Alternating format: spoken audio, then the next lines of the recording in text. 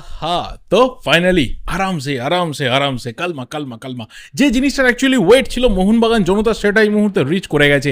ইতিহাস তৈরি হয়ে গেছে যুব ভারতীর মাঠে এবং অবশ্যই এই সিজনে গোটা সিজনে মোহনবাগান যুব ভারতীকে সঠিক অর্থেই মোহন ভারতী তৈরি করে দিয়েছে। একটা সিঙ্গেল ম্যাচও মোহনবাগান এই যুব ভারতীতে হারেনি এবং আনবিটেন যুব ভারতীতে মোহনবাগান ডাবল চ্যাম্পিয়ন। একদিকে অবশ্যই লিগ শিল্ড উইনার যেটা ডোমেস্টিক মেন টাইটেল এবং তার সাথে আইএসএল কাপ। অনেক দিন ধরে এটার একটা টার্গেট মোহনবাগান সমর্থকদের ছিল, যেটা 2020-21 সিজনে জাস্ট একবারের জন্য বা একমাত্র টিম হিসাবে মুম্বাই সিটি এফসির দখলে ছিল, সেটা এবার থেকে মোহনবাগানের দখলে থাকবে। এটা দুবার হতে পারত। গতবারের ফাইনালের হার থেকে মোহনবাগান ডেফিনেটলি শিক্ষা নিয়েছিল এবং অবশ্যই মিথ একটা ক্রিয়েট হয়ে গেছিল। এর আগে 4টে ফাইনাল এরকম হয়েছে যেখানে হোম টিম তারা জিততে পারেনি, তারা হেরে গেছে। এই 5বারে কি হতো? আগের ভিডিওতেই বলেছিলাম যে কোথাও তো এসে একটা ফর দ্য ফার্স্ট টাইম এটা লেখা হবে। বারবার করে তো সেই রিপিটটা হবে না, সেই একই স্ট্যাটস তো বারবার কাজ করবে না। কিন্তু একটা সময় তো হয়েই গেছিলো। একটা সময়ে যে প্লেয়ারটা গোটা সিজনে মোহনবাগানের হয়ে সব থেকে সেরা ডিফেন্ড করেছে, সেই প্লেয়ারের একটা ওন গোল মোহনবাগানকে পিছিয়ে দিল।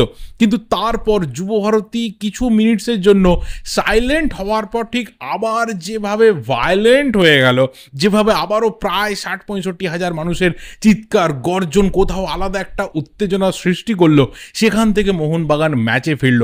আজকের এই ম্যাচটা না seriously point to point review seriously possible না। আজকের এই ম্যাচটাতে কি হলো, কে কোথায় ভালো করলো, কে খারাপ করলো, কার ম্যাজিক ক্রিয়েট হলো, কার আজকে আরও বেটার পারফরমেন্স আমরা এক্সপেক্ট করেছিলাম, সিরিয়াসলি আজকে বলার দিন না। আজকের এই ম্যাচটা পার্টিকুলার মোহনবাগান সমর্থকদের উচ্ছ্বাসের দিন। আজকের এই দিনটা কোথাও মোহনবাগান সমর্থকদের ইতিহাসের পাতাতে নিজেদের নামটাকে বারবার করে দেখে নেওয়ার দিন।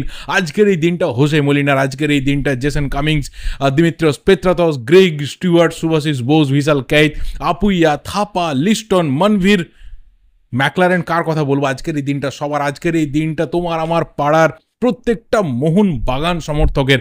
আজকের এই দিনটা মনে রাখার মতো একটা দিন। আজকের এই রাতটা উৎসবের, আজকের এই রাতটা উচ্ছ্বাসের। কিন্তু হ্যাঁ, ডেফিনেটলি ম্যাচ নিয়ে কথা বলতে হবে। আর একটা জিনিস হচ্ছে, আমার লাস্ট মোটামুটি ম্যাচ দেখতে দেখতে কয়েক লিটার জল শেষ হয়ে গেছে। ভিডিও বানাতে বানাতে জল আমি খেতে বাধ্য হচ্ছি, কারণ মাঝখানে এডিট করার সময় কাট করা সিরিয়াসলি সময় নেই। আমাকে 10 সেকেন্ড সময় দাও।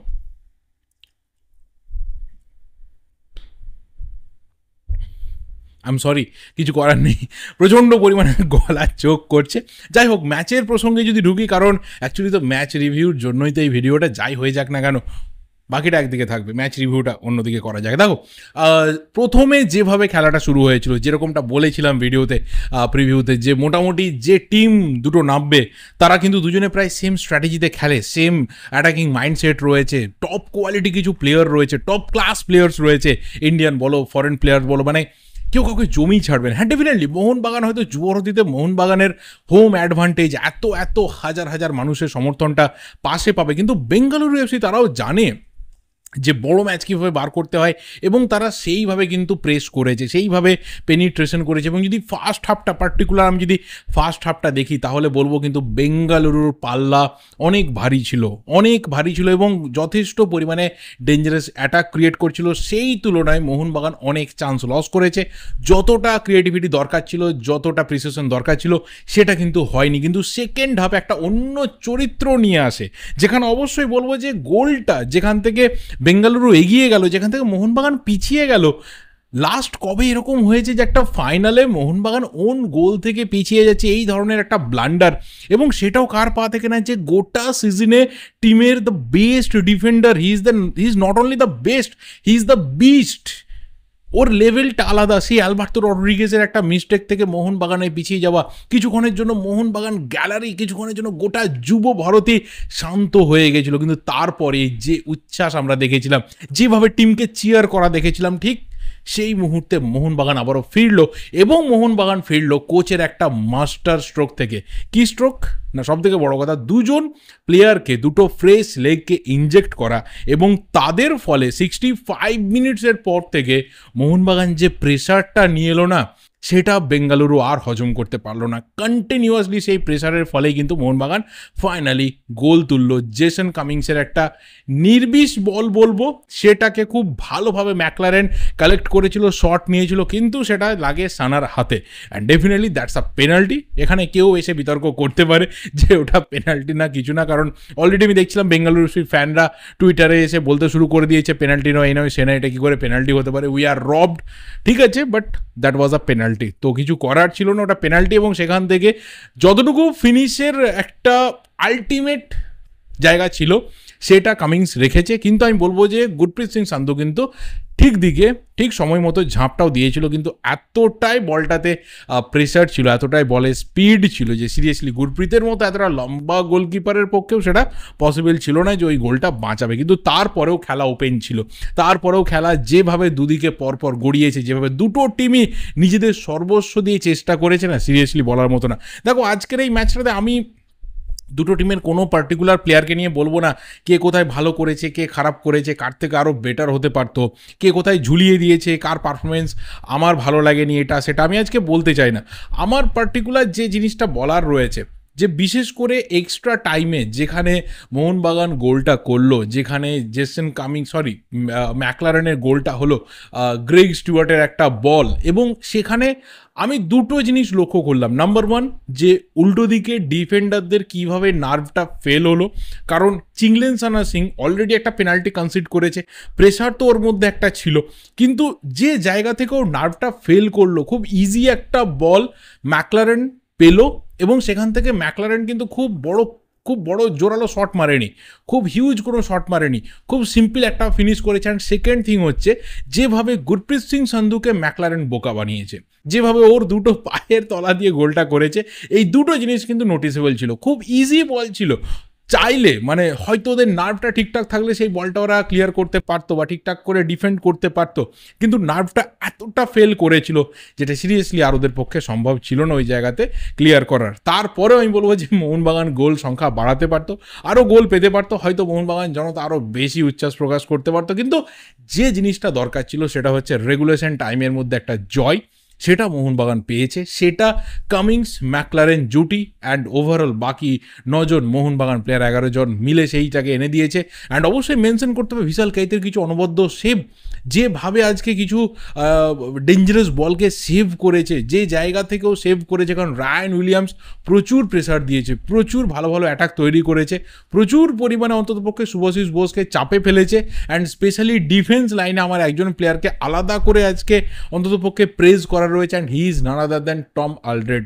বড় প্লেয়ার যে কত বড় মাপের হয়, তারা কিন্তু এই ধরনের ভাইটাল ম্যাচে নিজেদেরকে প্রুভ করার জন্য ওয়েট করে থাকে, টম আলড্রেড আজকে এটা করেছে। তো আলটিমেট যেটা মোহনবাগান জনতা চেয়েছিল সেটা হয়েছে। মোহনবাগান টোটাল ম্যানেজমেন্টের কাছে বিরাট একটা চ্যালেঞ্জ ছিল, কারণ গত সিজনের চ্যাম্পিয়ন কোচকে ছেড়ে দিয়ে মোহনবাগান হোসে মলিনাকে নিয়ে এসেছিল, যেখানে হাবাসের চলে যাওয়া নিয়ে অনেকে অনেক কথা বলেছিল। তখন আমরাও অনেক কথা বলেছিলাম যে এই ডিসিশনটা দরকার ছিল না, মলিনা ভালো না খারাপ সেটা পরের ব্যাপার, বাট দরকার ছিল না, হাবাসকে রাখা যেতে পারতো। হাবাস যে জায়গা থেকে টিমকে একটা অন্য উচ্চতায় নিয়ে গেছিলো, হাবাস ডিজার্ভ করে আরও একটা সিজন, কিন্তু হয়নি। হোসে মলিনা তিনি দায়িত্ব নিয়েছিলেন, শুরুর দিকে তিনি স্ট্রাগল করেছিলেন, তিনি ছন্দ পেতে একটু দেরি করে ফেলেছিলেন, তিনি নিজের স্ট্র্যাটেজি ডেভেলপ করতে, ফার্স্ট 11 ডেভেলপ করতে, ফরমেশন ডেভেলপ করতে, ইন্ডিয়ান ফুটবল বা চেঞ্জ হয়ে যাওয়া 8 বছরের ইন্ডিয়ান ফুটবলকে বুঝতে তার একটু দেরি হয়েছিল। কিন্তু যখন থেকে তিনি বুঝতে পেরে গেছিলেন যে 2016-র সেই ইন্ডিয়ান সুপার লিগ আর এই 2024-25-এর ইন্ডিয়ান সুপার লিগের মধ্যে একটা হেল অ্যান্ড হেভেন ডিফারেন্স হয়ে গেছে, তখনই কিন্তু তিনি আলটিমেট একটা রিদিম খুঁজে পান এবং মোহনবাগানকে সেই রিদিমে তিনি এগিয়ে নিয়ে যেতে সক্ষম হন। And finally he has created the history after Sergio Lobera, যে একটা সিজনে তিনি অবশ্যই লিগ এবং কাপ দুটোকেই জিতলেন। এবং এবার পরে যে টার্গেটটা থাকবে সেটা হচ্ছে ট্রেভেল জেতা, অর্থাৎ এর পরের টার্গেটটা থাকবে সুপার কাপ। সুপার কাপে জাস্ট 4টে ম্যাচ, সেই 4টে ম্যাচ যদি মোহনবাগান জিততে পারে তাহলে অবশ্যই এই সিজনে ট্রেভেল জিতে সিজন মোহনবাগান শেষ করবে। এবং এই টিমটা, এই যে একটা পুরো সেট অফ টিম, এটা কিন্তু মোহনবাগানের একটা গোল্ডেন জেনারেশন, যারা কন্টিনিউয়াসলি একটা টপ লেভেলে পারফরমেন্স করে যাচ্ছে, যেখানে কিছু মাইনার চেঞ্জ হয়েছে টিমের মধ্যে, কিন্তু সেই 2020-21 থেকে যদি দেখা যায় যে একটা সেম স্ট্র্যাটেজি, একটা কোথাও মাইন্ডসেট, একটা কোথাও উইনিং মেন্টালিটি এই টিমটার মধ্যে ইনজেক্ট হয়ে রয়েছে, যেখানে ম্যাক্সিমাম প্লেয়ার তারা নিজেদের সর্বস্ব দিয়ে নিজের এই ব্যাচটার জন্য, সবুজ মেরুন জার্সির জন্য, সবুজ মেরুন জনতার জন্য আলটিমেট দিনের শেষে পারফর্ম করে থাকে। তো দেখা যাক মোহনবাগানের এই গোল্ডেন জেনারেশনের জার্নি ঠিক কত ভালোভাবে কতদিন অবধি under the guidance of Jose Molina এগিয়ে যায়, কারণ তাকে অন্তত মোহনবাগান ম্যানেজমেন্টের এই মুহূর্তে ছাড়ার কোনো রকম পরিকল্পনা নেই। হোসে মলিনারও এখান থেকে বেরিয়ে যাওয়ার কোনো রকম পরিকল্পনা নেই। তিনি থাকতে চলেছেন একটা দুটো সিজন, অবশ্যই তিনি আরও ভালো সিজন আমাদেরকে উপহার দিতে চলেছেন। দেখা যাক মোহনবাগানের আরও আরও আরও বেটার দিন আসুক, এইটুকু গুড উইসেস এবং অবশ্যই সকল মোহনবাগানিদেরকে কংগ্রাচুলেশনস জানিয়ে আজকের এই ভিডিওটা এখানেই শেষ করলাম। ভিডিওটা ভালো লাগলে লাইক করো, শেয়ার করো, যদি কোনো পয়েন্ট মিস করে গিয়ে থাকি তাহলে অবশ্যই জানিয়ে দেবো, বুঝতেই পারছো। দেখা হবে পরের ভিডিওতে। Till then subscribe the channel. Thank you, good bye and good night.